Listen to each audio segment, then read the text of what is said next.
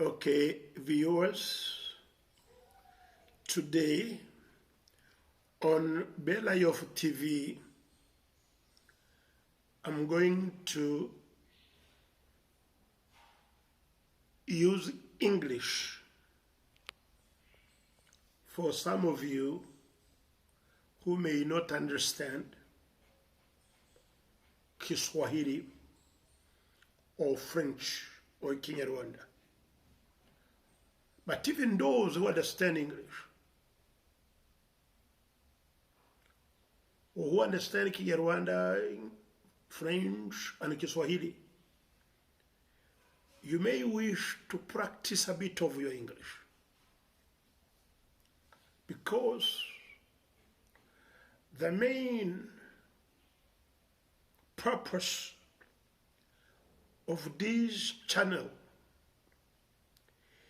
is to promote, firstly, Kiswahili, yes, but even the Rwandan culture, focusing on the Ikinyarwanda language and showing the youth, giving them advices on how best they can change their lifestyles, they can change their living standards, how they can adopt the best temperaments, the best behaviors, the best attitudes towards life. Why this? As an elder,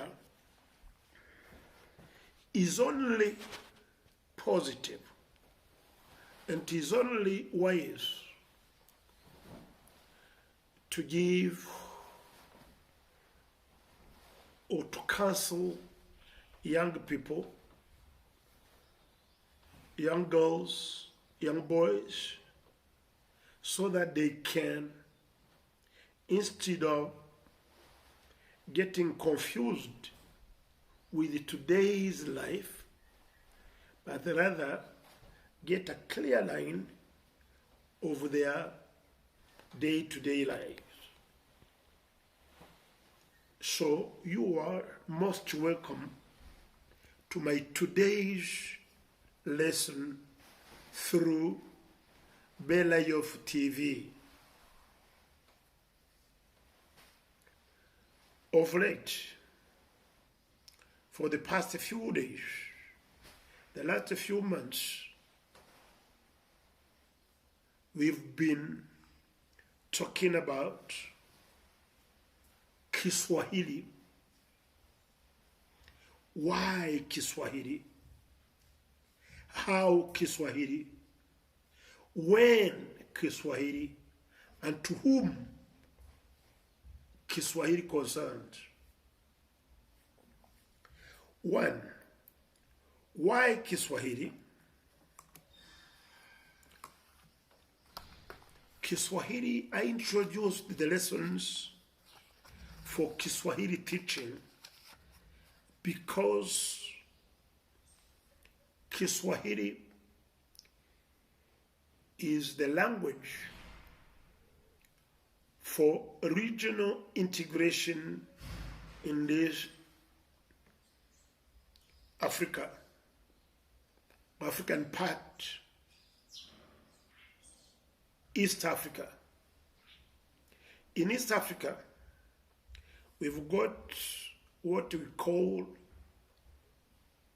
cross-border vehicular languages. What does it mean? Cross-border vehicular languages. Here we refer to languages spoken in the region, in the whole region, from one country to another country. Very simple example.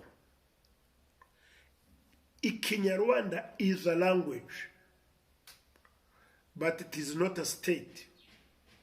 It is not a nation. but a language. This language called Kinyarwanda is not the language of Rwanda only, but is a language of Burundi, though they call it Kirundi, but linguistically, Kinyarwanda is taken as Kirundi in terms of linguistics. It is spoken in Tanzania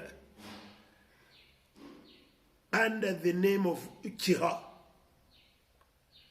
under the name of Ikihangaza, because when I speak Kinyarwanda, Emuha, who is a Tanzanian, understands so well what I'm saying. And our communication is pure. It applies to somebody in Ngara district of Kagera region. Differently from Kigoma in Kigoma region, the Waha of Kigoma region in Tanzania, they speak a language called the Kiha, which is in the same linguistic family, or same as Kinyarwanda, same as Kiha, same as Kihaya, same as Kihangaza, same as Kirundi, same as Kinyamurenge, same as Kinyarwanda, spoken in Congo, from Bukavu to Goma, from Masisi to Rutshuru, from anywhere. This is Kinyarwanda. You go to Uganda, southern Uganda, would speak Kinyarwanda, but they are not Banyarwanda. They are not Rwandans. They are Ugandans, Kinyarwanda speakers. Ugandans, Kinyarwanda speakers. Congolese, Kinyarwanda speakers. And so on and so forth. So this should not be a problem to anyone using any political motives, any political ambitions to claim that these people in Congo are not Congolese just because they are Kinyarwanda speakers. Anybody thinking in that line is no different than a madman. That's foolishness. Why, again, do I come up with Kiswahili? If you go to West Africa, you will get language known as Hausa. Hausa is a language that you find in many West African countries, from Nigeria to Mali to anywhere. They will speak Hausa. But that doesn't mean that the Hausa speakers are of one nation, because they are in different states, different nations, different countries. If you go to Central Africa, you find a language known as Kikongo, spoken in Congo-Brazzaville, and the Bakongo in DRC, or Democratic Republic of Congo, same as the Lingala. You find it in Brazzaville, you find it in Kinshasa. But this fact that this is one language doesn't mean that it is one nation or one country. If you go to Southern Africa, you go to Johannesburg, you find people speaking Zulu or Zulu, and you will go to Botswana or find people speaking Zulu language. It doesn't mean that this is South Africans. It's a very simple example. If you go to Somalia, they speak Somali language. But Somali language is as well spoken by some people in Kenya, in Ethiopia, and elsewhere. But these are Ethiopians, these are Kenyans, but speaking Somali language. If you cross, you go to Europe, you'll find these things very clear and clearly understood, yet some pretend not to see it. Or they focus on it in Africa, and they make it a problem, yet it is not. It has never been. If you meet a Canadian speaking French, like in Quebec, the Quebecois people speak French. Are they French people? Of course not. They are Canadians. If you go to Switzerland, you've got French-speaking Switzerland. Are they French people? Of course not.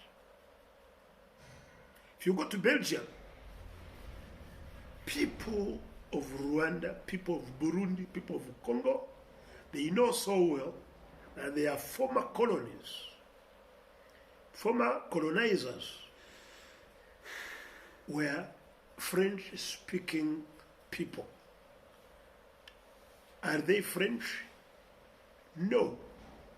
They are people from Belgium. Is it a problem? In Europe, no. In Africa, yes. Why? Coming back to my why? Is because of poor understanding, malice that entered the minds of people, and complex behavior, inferiority complex. Bringing in hatred among the people just because of a language or because of their language they speak, which has nothing to do with their citizenships. Again,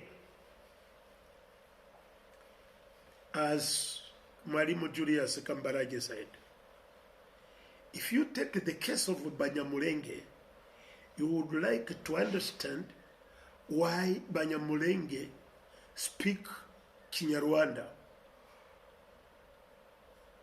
but you don't call them Rwandans or Rwandese. They are Congolese. For heaven's sake, this is the truth and the pure truth. This issue of ethnicity based on the language of people spoken by a group of people that brings chaos in their lives just because they are speakers of Kinyarwanda, and they are maltreated, they are mishandled because they speak Kinyarwanda, is nothing else than mediocrity, nothing else than madness, based on bizarre, funny, political ambitions. That's why, as I speak, as I treat people, as I teach people through Bella Youth TV, I had in a year explaining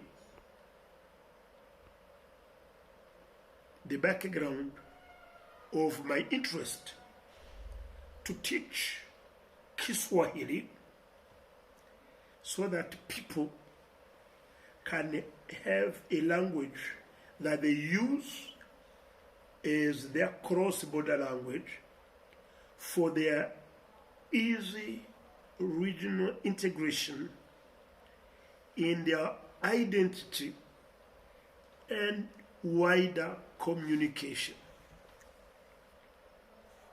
Because with the Kiswahili, you don't need to be a Rwandan, you don't need to be a Burundian, you don't need to be a Kenyan or any other identity you may have.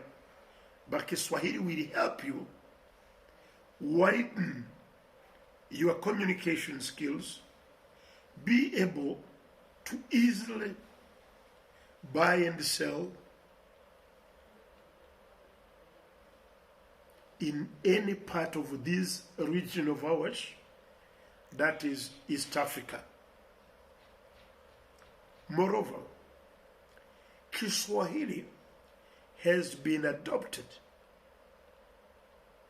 as the official language of the African Union, adopted by heads of states and government. And it is the first African language to get that status within the African Union. And indeed, it went beyond the African Union, with the UN adopting 7th July as the Kiswahili World Day. 7th July. In other words, we shall be commemorating, celebrating 7th July as the World Kiswahili Day. And that's why I am promoting, I am advocating, I am preaching, I am making people aware of that fact about Kiswahili. So you are most welcome to learn Kiswahili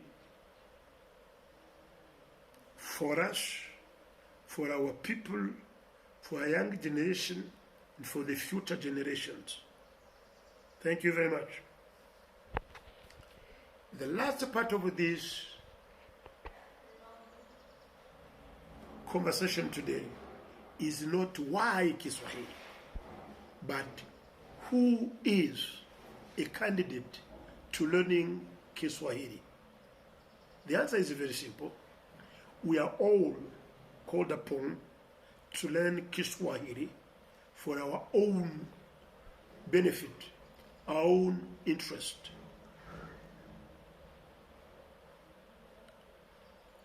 When do we learn Kiswahili? Each time should be Kiswahili time. Every time should be Kiswahili time.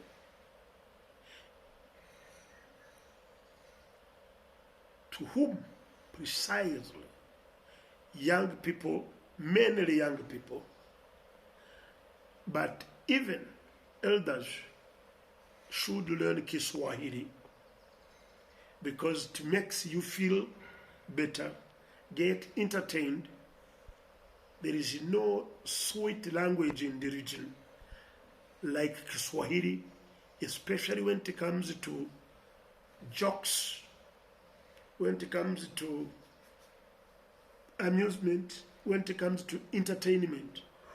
Kiswahili is easy and it is good at entertaining elder people. So you are all most welcome. Don't miss this chance. Don't miss this opportunity through Belayof TV, because it can help you get entertained, make your business better, especially in the region, easy to comprehend and easy to share. Let me finish today's little discussion little topic by simply showing you that for elder people,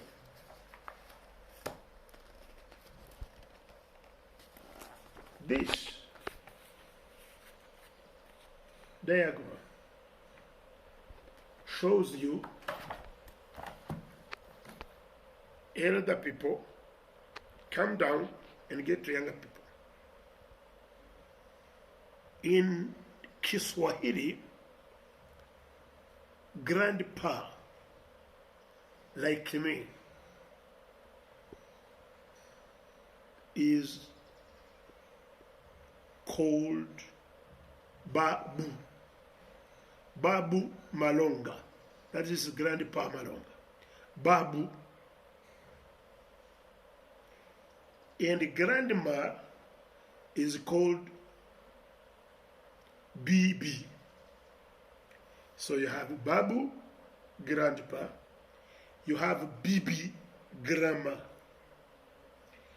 You come down, father or daddy is known as Baba, while the wife or mother is called Mama. Now you've got Bibi na Babu, that is grandma and grandpa. You've called Mama na Baba as mom and dad. Then you come down, you get to children. A boy child is known as Mvlana, while a girl child is known as Msichana. And all these, comparatively, these young kids ni watoto wa baba na mama, children of dad and mom. And they are to their grandmother and grandfather ni wajuku. Mjuku, one mjuku, and wajuku, that is in comparison to their grandparents. Grandparents, baba na mama, babu na bibi, parents, baba na mama, and children, watoto, mvulana na msichana. And maybe to conclude, in most African families, we mind very much and we care very much about our children and their cousins. A cousin in African context is a very important relationship. So a cousin in Kiswahili is called binamu. I will call my cousin Rose binamu yangu Rose. Binamu Rose. So binamu doesn't need to be a boy or a girl. Binamu cousin is simply called binamu. And then, when you talk of binamu, you definitely refer to the mom and the dad, baba wa binamu na mama wa binamu. That is uncle. Uncle in Kiswahili is known as mjomba. Uncle Malonga. Some people call me Uncle Malonga. Means what? Uncle ni mjomba. And auntie is known as shangazi. Shangazi mjomba.